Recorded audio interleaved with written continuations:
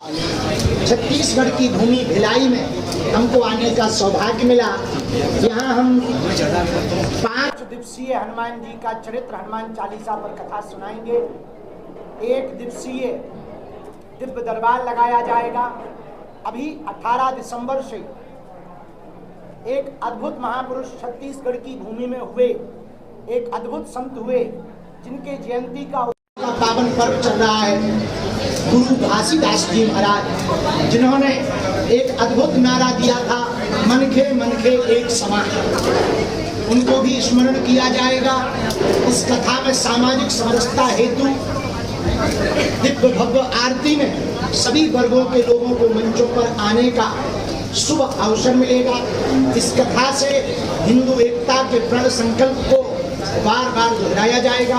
इस कथा से जीवन कैसे जीना चाहिए इसके बारे में बताया जाएगा।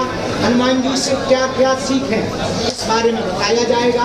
1 दिवसीय दिव्य दरबार इसलिए लगाया जाएगा ताकि छत्तीसगढ़ में चमत्कारों के नाम पर धर्मांतरण मतांतरण न हो।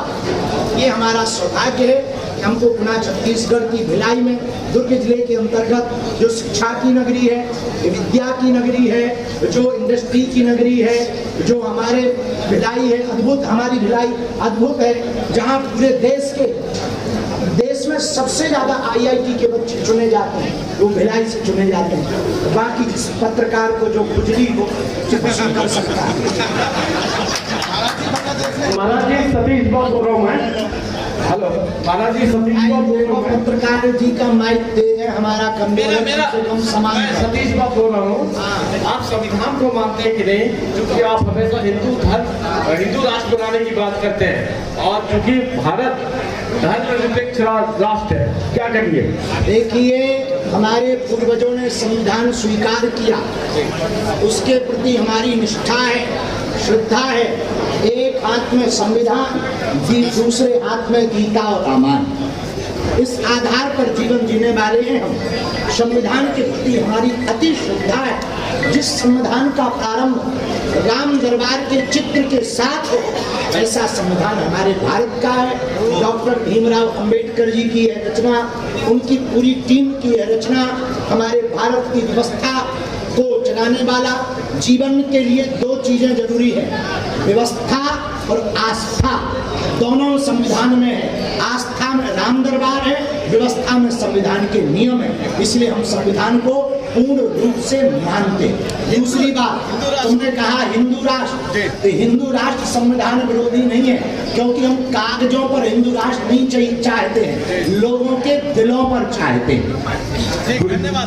गुरु जी, मैं बोल रहा हूँ, न्यूज़ 18 से बोल रहा हूँ। गुरु जी, जिस तरह से वक्फ बोर्ड का जो है दायरा बढ़ता जा रहा है, दखल बढ़ती जा रही है, क्या सनातन बोर्ड की स्थापना होना चाहिए? देखिए, सनातन बोर्ड की स्थापना हो तो बेहतर है, पर ना भी हो, संविधान बोर्ड बंद हो, ये ज्यादा बेहतर है। यदि बांग्लादेश की यदि बांग्लादेश की जो करतूत अभी हुई है, 2 दिन पहले जिंदा हिंदू को जलाया गया, सिर्फ इसलिए जलाया गया कि वो हिंदू था। भारत में रहने वाले सनातनी, हमारी बात कान खोलकर सुन लो। जब बांग्लादेश में हिंदू होना गुनाह अपराध है, तो ये सोचनीय विषय है, वो दिन दूर नहीं जब भारत में भी हिंदू होना अपराध होगा। यही समय है, सही समय है, अभी समय है हिंदू एकता का और हिंदू राष्ट्र का। साधु जी, सीताराम। मेरा ये प्रश्न था कि जैसा कि आपने दिल्ली से हरियाणा तक पदयात्रा निकाला था, वृंदावन तक यूपी था जी, पदयात्रा निकाला था हिंदू सनातन धर्म को एकता लाने के लिए, एक करने के लिए। आज भी अभी भी हिंदू धर्म में छुआछूत कितना देखा जा रहा है, आप आए दिन खबर देखते होंगे, तो कितना हिंदू एकता हुआ है और कितने एक हुए हैं? क्या अब आपके जैसे पढ़े लिखे लोग इस यात्रा में आते और जीवन में उतारते, तो हमको ये लगता कि ज्यादा काम कर गए।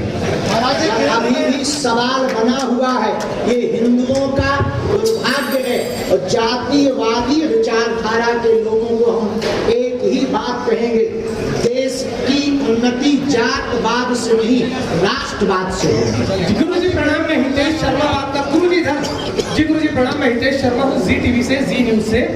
गुरु जी एक सवाल यह है कि छत्तीसगढ़ के पूर्व मुख्यमंत्री हैं भूपेश बघेल, कांग्रेस के बड़े नेता, उन्होंने सीधे तौर पे कहा कि बागेश्वर धाम वाले बाबा और प्रदीप मिश्रा जी लोगों को बेवकूफ बनाते हैं। इसके अलावा उन्होंने यह भी कह दिया कि मुगलों के शासनकाल में हिंदू ज्यादा सुरक्षित से वर्तमान समय में, और केवल हिंदू राष्ट्र का ढोंग रचाकर 3 बार सत्ता में बीजेपी आ गई। क्या कहेंगे इस पर?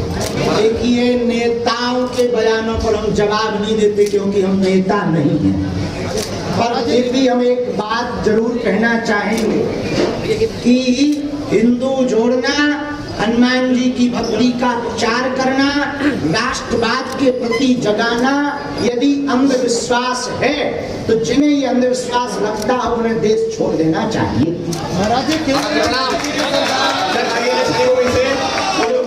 छत्तीसगढ़ धर्मांतरण मतांतरण वाला मामला जब फिर कहेंगे, हम किसी भी नेता के बयान पर प्रति उत्तर नहीं देते।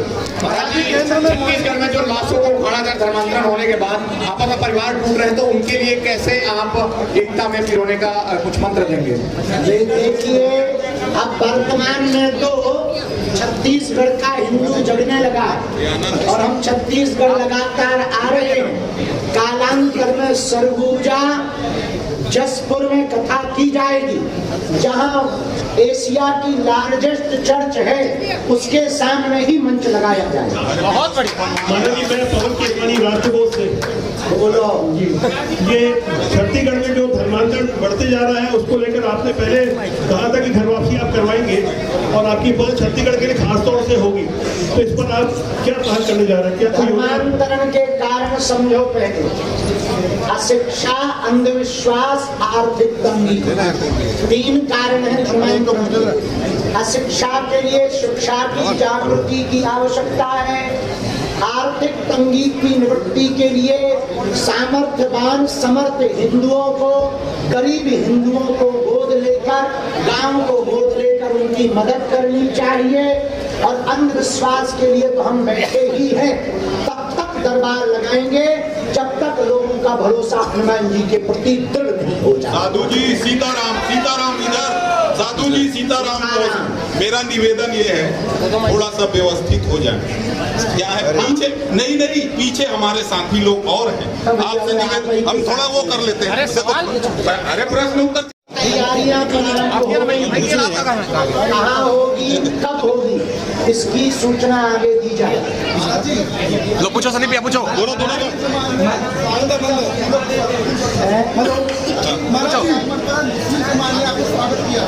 भिलाई आने पर मुस्लिम समाज ने स्वागत किया, किसका? हमारा।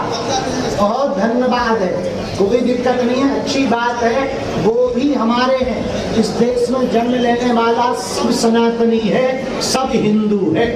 महाराज, भिलाई में धर्म परिवर्तन बहुत बड़े पैमाने पर हुआ है, तो आपका जो दिव्य दरबार लगेगा, कितना धर्म? 28 तारीख को हमारा संदेशा है, जिन जिनको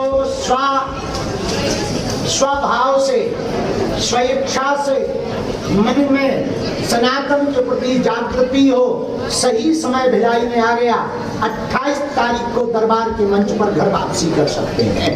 27 को दिव्य दरबार है, 27 को ही घर वापसी के लिए आप लोग हमारे मंडल को, टीम को बताकर स्वेच्छा का फार्म भर के घर वापसी कर सकते हैं। महाराज जी, केंद्र में माननीय नरेंद्र मोदी जी की सरकार है, बहुतायत प्रदेशों में भारतीय जनता पार्टी की सरकार है, बावजूद उसके धर्मांतरण रुक नहीं रहा है। क्या इसके लिए किसी कड़े कानून की आवश्यकता है, जिसके लिए मजबूत पहल की आवश्यकता है? देखो, हम नेताओं पर तो कुछ बोलते नहीं, राजनीति पर कुछ बोलते नहीं है। इसके लिए हिंदुओं के अंदर हिंदुत्व का भाव प्रकट करने की आवश्यकता है। अपने दाम खोटे दूसरों को का खोटी देवे। महाराज जी, अपने ही हिंदू धर्मांतरण कर रहे हैं। सरकार कोई भी हो, चाहे कांग्रेस की, सपा की, बसपा की, कितना भी कुछ कर ले, जब खुद की ही घर वाली गड़बड़ होगी तो पड़ोसी को क्या खोट? महाराज जी, मेरा एक सवाल है। महाराज जी इधर महाराज जी इधर देखिए, मेरा एक सवाल है। प्रदीप विश्वकर्मा, युवा भारत में युवा बड़ी संख्या में है जो नशे है, उनको लेकर के क्या कुछ संदेश देंगे जो देश अच्छे से आगे बढ़ सके? कथाओं के माध्यम से नशा के लिए तो हम बोलते ही रहते हैं, पुनः बोलेंगे, हम यही कहेंगे नशा से नाश होता है और नशा चढ़ाना ही है। तो नशा किसी व्यसन मादक पदार्थों का नशा ना करें, राष्ट्रभक्ति का, राम भक्ति का नशा जीवन में चढ़ावें ताकि देश का भी भला हो, समाज का भी।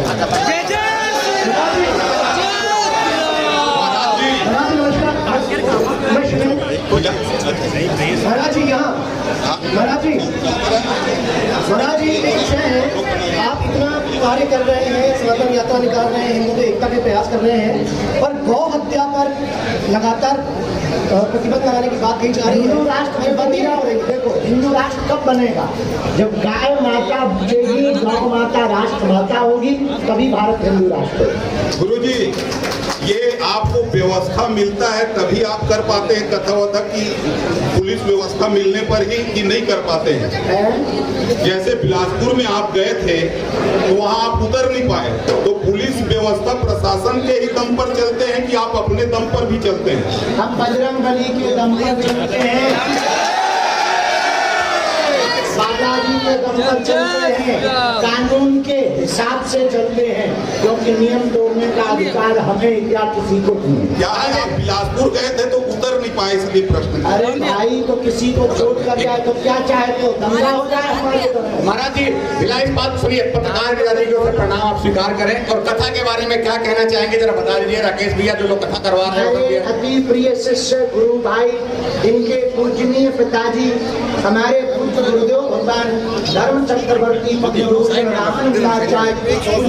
तुलसी पीठाधीश्वर रामभद्राचार्य जी के कृपा भाग्य हैं। इस नाते इनके पिताजी हमारे गुरु भाई हैं, ये भी हमारे गुरु भाई हैं, बहुत हनुमान भक्त हैं, बहुत ही हिंदुत्व के प्रति समर्पित हैं।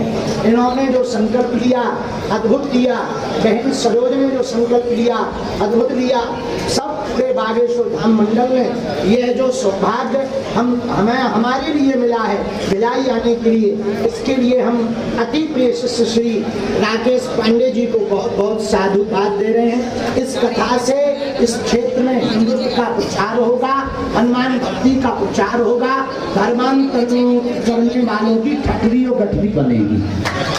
महाराज जी मेरा एक सवाल है महाराज जी, मैं हिंदुस्तान का नाम हिंदू से शुरू होता है, फिर इसमें हिंदू खतरे में कैसे? क्योंकि अक्सर बोला जाता है कि हिंदू राष्ट्र बनाना है, जिसका नाम ही हिंदुस्तान है, जिसका नाम ही हिंदुस्तान है, उसका हिंदू कैसे खतरे में? सुनो बहन, वो 6% से 22% हो गए और हम लोग 90 से 80 पे आ गए।